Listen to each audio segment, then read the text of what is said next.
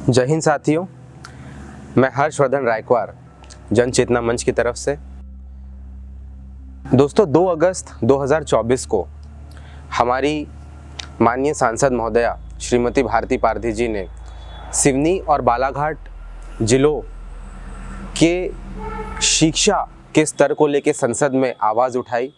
मैं उनका समस्त क्षेत्रवासियों की तरफ से दिल से अभिनंदन और आभार व्यक्त करना चाहता हूं। आज मैं सदन में अपने संसदीय क्षेत्र बालाघाट सिवनी के लिए शिक्षा मंत्रालय से अनुदान मांगों पर चर्चा के लिए खड़ी हुई हूं। प्रधानमंत्री नरेंद्र मोदी जी ने कहा था शिक्षा ही वह साधन है जिससे हम अपने सपनों को साकार कर सकते हैं। अध्यक्ष जी, शिक्षा के क्षेत्र में मेरी कुछ मांगे हैं ताकि मैं अपने संसदीय क्षेत्र बालाघाट सिवनी का शिक्षा के क्षेत्र में उत्थान हो सके। जैसे कि नए स्कूलों कॉलेजों की स्थापना की जाए, बालाघाट सिवनी के ग्रामीण और दूरस्थ क्षेत्रों में बच्चों को गुणवत्तापूर्ण शिक्षा से वंचित न रहना पड़े, क्योंकि मेरा जो क्षेत्र है वो ट्राइबल क्षेत्र कहलाता है। इसके लिए प्राथमिक, माध्यमिक, उच्चतर माध्यमिक स्तर पर नए विद्यालयों की स्थापना की जाए। तकनीकी और पेशेवर शिक्षा के लिए इंजीनियरिंग, मेडिकल, प्रौद्योगिक संस्थाओं की स्थापना की जाए, जिससे हमारे युवाओं को अपने क्षेत्र में उच्च शिक्षा प्राप्त करने का अवसर मिल सकेगा। अध्यक्ष जी, गुणवत्तापूर्ण शिक्षा के लिए शिक्षकों की अहम भूमिका होती है। नए शिक्षकों की भर्ती और नियुक्ति की जानी चाहिए ताकि छात्रों को बेहतर शिक्षा मिल सके। नवीनतम शिक्षण तकनीकियों और पद्धतियों पर शिक्षकों की प्रशिक्षण देने के लिए विशेष प्रावधान किए जाएं। यह सुनिश्चित करेगा कि हमारे शिक्षक उच्चतम मानकों के अनुरूप शिक्षण कर सकें। स्कूल भवनों का निर्माण मरम्मत के लिए अनुदान, ताकि स्कूल भवनों की मरम्मत और नए भवनों का निर्माण, ताकि छात्रों को सुरक्षित और सुसज्जित वातावरण में शिक्षा मिल सके। सिवनी बालाघाट के विद्यार्थियों को डिजिटल शिक्षा से जोड़ने के लिए सभी स्कूलों में स्मार्ट क्लासेस की स्थापना के लिए अनुमोदन तथा ई-लर्निंग, डिजिटल शिक्षा सामग्री, टैबलेट और इंटरनेट की सुविधाएं उपलब्ध कराई जाए। विद्यार्थियों को रोजगार मूलक कौशल प्रदान करने के लिए विशेष केंद्रों की स्थापना की जाए। अध्यक्ष जी, माध्यमिक स्तर पर व्यावसायिक शिक्षण का पाठ्यक्रम का समावेश किया जाए। माननीय अध्यक्ष महोदय, इस अनुमोदन के माध्यम से मैं सिवनी बालाघाट शिक्षा क्षेत्र में सुधार हो सके और वहाँ के बच्चों को उच्च भविष्य की दिशा में अग्रसर हो सके, ऐसी मैं अपेक्षा करती हूँ। सिवनी बालाघाट के नागरिकों के जीवन स्तर में सुधार ला सके, इस क्षेत्र को विकास की मुख्य धारा से हम जोड़ सके, ऐसा मेरा मानना है। पिछले कुछ दिनों से जन चेतना मंच की पूरी टीम सिवनी जिले के प्राथमिक शालाओं में शिक्षा का जो स्तर है और वहाँ पे जो खामियां हैं, जो कमियां हैं, उसको हम आपके सामने अपने वीडियो के माध्यम से उजागर करते रहे थे। कहीं ना कहीं हमारी आवाज़ माननीय सांसद महोदया तक पहुँची और ये आवाज़ सिर्फ उन तक ना पहुँचकर दिल्ली में संसद में भी 2 अगस्त को गूंजी और पूरे देश ने इसके बारे में सुना। ये हमारे लिए एक बहुत बड़ी जीत है साथियों। आपका हमें बहुत आशीर्वाद और प्रेम और साथ मिलता रहा, आगे भी मिलता रहेगा, ऐसी अपेक्षा मैं करता हूँ। तो दोस्तों, ज़्यादा समय ना लेते हुए श्रीमती भारती पारधी जी ने कुछ ज़रूरी मुद्दे संसद में उठाए और समय की सीमा होने के कारण कुछ मुद्दे वहाँ छूट भी गए, तो मैं उन पर एक बार आपको फिर उन बारे में अवगत करवाना चाहता हूँ। तो सबसे पहला जो मुद्दा उन्होंने उठाया संसद में 2 अगस्त को, वो था दोस्तों नए स्कूलों और कॉलेजों की सिवनी और बालाघाट ज़िले में स्थापना। ये मुद्दा जो है दोस्तों बहुत पहले से ये चला आ रहा है। अगले ही कुछ दिनों में हम आज़ादी के 77 साल पूरे करने वाले हैं और दोस्तों इतने वर्ष बीत जाने के बाद भी सिवनी ज़िले में आज तक कोई भी इंजीनियरिंग कॉलेज नहीं खुला। बालाघाट ज़िले में आज तक कोई भी सरकारी इंजीनियरिंग कॉलेज नहीं खुला। ये बहुत ही दुख और खेद की बात है। सिवनी ज़िले में अभी एक मेडिकल कॉलेज प्रारंभ होने जा रहा है बहुत विलंब के बाद। मैं आशा करता हूँ कि वो कॉलेज जल्द से जल्द शुरू हो जाए। लेकिन अगर हम पूरे क्षेत्र की बात करें तो एक भी सरकारी इंजीनियरिंग कॉलेज हमारे पास नहीं है, एक भी सरकारी प्रबंधन यानी कि मैनेजमेंट का कॉलेज हमारे पास नहीं है। तो सरकारी कॉलेजों की यहाँ पे भारी कमी है, जिसके कारण हमारे बच्चों को 10वीं या 12वीं के बाद ही अपना घर छोड़कर बाहर उच्च शिक्षा प्राप्त करने के लिए जाना पड़ता है। और क्योंकि हमारे ज़िलों में बेरोजगारी भी इतनी ज़्यादा फैली हुई है, हर जगह कहीं रोजगार के अवसर नहीं है, इसलिए एक बार जो बच्चा अपने घर से जाता है वो फिर कभी लौटकर वापस नहीं आता है दोस्तों। तो ये बहुत ज़रूरी मुद्दे हैं हमारे ज़िलों के लिए, जिसका मैं आपके सामने जिक्र करना चाहता हूँ। दूसरा मुद्दा जो उन्होंने उठाया वो ये कि ग्रामीण क्षेत्रों में नए स्कूलों की स्थापना। तो मैं उनका ध्यान केंद्रित करना चाहता हूँ वर्ष 2020 की नई शिक्षा नीति पर, जो कि 2024 में लागू हुई दोस्तों। इस नीति के कारण ये हुआ है कि 1 अप्रैल 2024 को जिस किसी भी बच्चे की उम्र 6 वर्ष से कम थी, उनका दाखिला किसी भी सरकारी स्कूल में पहली कक्षा में नहीं कराया गया दोस्तों। इसके कारण जो 5 से 5.5 6 साल तक के बच्चे थे, उनका दाखिला तो पिछले ही वर्ष पहली कक्षा में हो गया, क्योंकि नई शिक्षा नीति लागू नहीं हुई थी।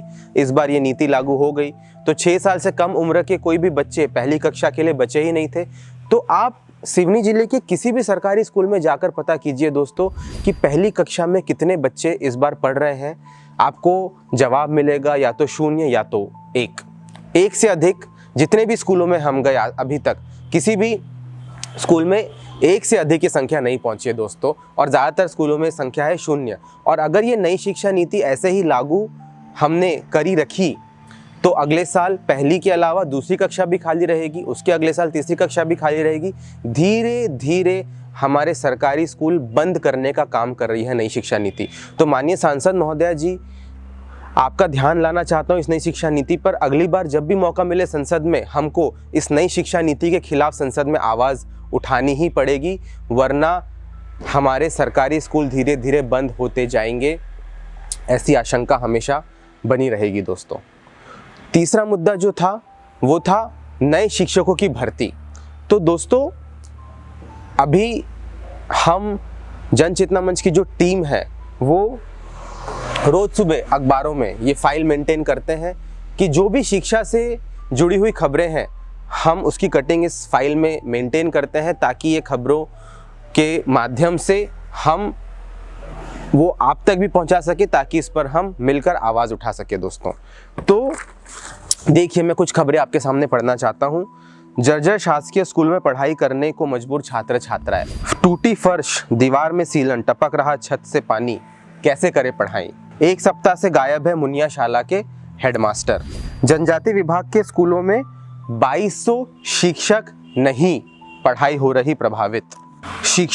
एक शिक्षक के भरोसे चल रही 7 कक्षाओं की पढ़ाई। नाले का पानी रोक रहा स्कूल के छात्र छात्राओं की राह। बंद स्कूल परिसर में शराबियों का लग रहा जमघट। तो दोस्तों, ये कुछ शिक्षा से जुड़ी हुई खबरें थी पिछले कुछ ही दिनों की सिवनी जिले की।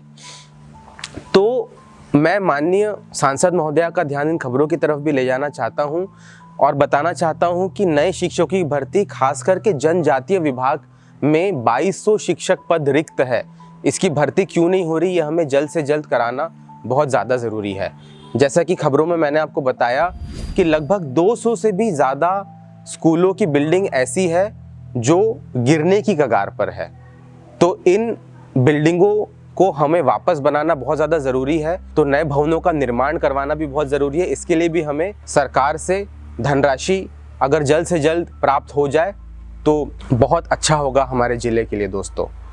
और इसके अलावा जो उन्होंने एक डेटा हमें बताया कि 2014 से 2022 के बीच प्राथमिक नामांकन में 96 से 98% बढ़ोतरी हुई है। तो दोस्तों, ये जो सरकारी आंकड़ा है ये कुछ ठीक नहीं लग रहा, क्योंकि जितने भी स्कूलों में हम गए, जितने भी स्कूलों में हमने देखा, वहाँ पे सब जगह यही कह रहे थे शिक्षक और बाकी भी लोग कि बच्चों की भारी कमी हुई है सरकारी स्कूलों में। और नई शिक्षा नीति के कारण भी बहुत सारे एडमिशन जो होने थे इस बार वो नहीं हुए। जो इस वीडियो के माध्यम से सबसे पहले तो इस बात की खुशी मैं जाहिर करूँगा, इस बात का मैं आभार व्यक्त करूँगा कि आपसे जो हमें प्रेम और आशीर्वाद पिछले कुछ दिनों से मिला, इसके लिए मैं बहुत बहुत आप सबका ऋणी हूँ, कृतज्ञ हूँ। और दोस्तों, हमारी आवाज़ हमारी सांसद महोदया ने भारत के सदन में उठाई 2 अगस्त को, ये हमारे लिए बहुत गर्व का विषय है।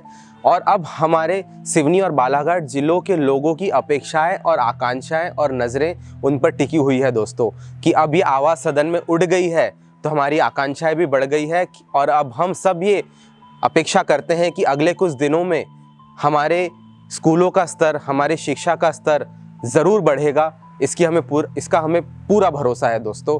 और हमारी नज़रें अब भारत सरकार और सांसद महोदया पर है कि जल्द से जल्द जो हमारे रुके हुए कार्य शिक्षा के क्षेत्र में वो बढ़ेंगे।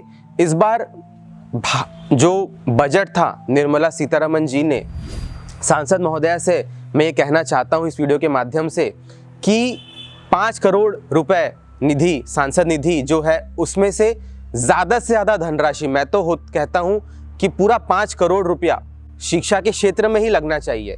क्योंकि मैं याद दिलाना चाहूँगा, जैसा कि उन्होंने याद दिलाया कि प्रधानमंत्री मोदी जी ने शिक्षा को लेके जो कहा था कि शिक्षा से ही हमारे सारे जो संसाधन है वो हमें मिल सकते हैं। मैं बाबा साहेब आम्बेडकर की बात याद दिलाना चाहता हूँ।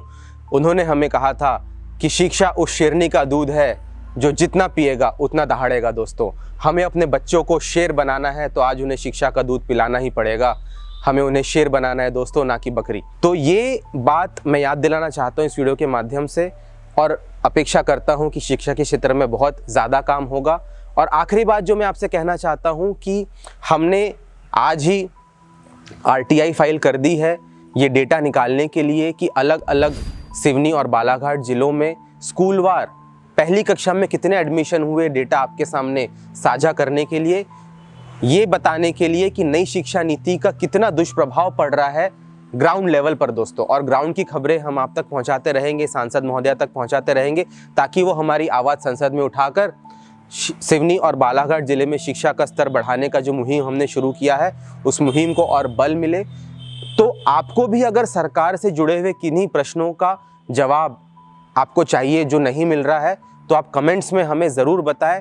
हम उस पर RTI फाइल करके वो इन्फॉर्मेशन आपको ज़रूर मुहैया कराएंगे। इसी बात के साथ मैं अपनी वाणी को विराम देता हूं दोस्तों। जय हिंद। जन चेतना मंच के अभियान से जुड़ने के लिए आप हमारे टोल फ्री नंबर पर मिस्ड कॉल दे सकते हैं। हमारा टोल फ्री नंबर है 78 27 807 807 7827 807 807।